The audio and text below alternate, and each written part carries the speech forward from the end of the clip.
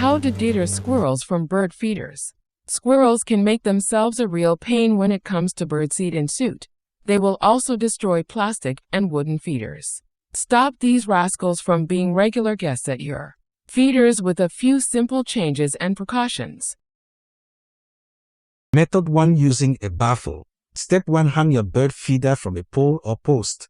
Try to make sure the post is away from areas the squirrels could access it from above, like long tree branches or fence edges. Give a clearance of about 8-10 feet from these things. The baffle will go on the bottom half of the post to keep squirrels from accessing the feeders from the ground.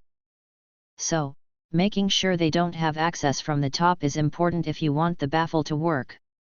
Bowl-shaped baffles can go on top of the feeder pole to keep out squirrels, but these baffles don't do so well keeping out other critters, like raccoons.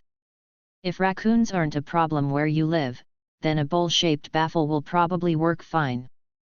Step 2. Buy a baffle from a yard supply store. You can purchase pre-made baffles from hardware or yard supply stores, and even some of the big box department stores. You can also buy them online. Make sure you buy the type of baffle you want, a cone or dome-shaped baffle to go over top of the feeder, or a cylindrical baffle to attach below the feeder on the post. Step 3. Make your own baffle. With stovepipe, a stovepipe cap, metal screws, and a hose clamp, you can make your own cylindrical baffle for your feeder pole.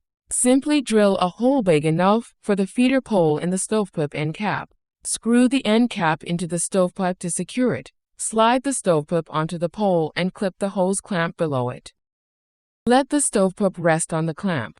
You'll need a drill to make your own baffle, so if you don't have any power tools, your best option is to buy a pre-made baffle.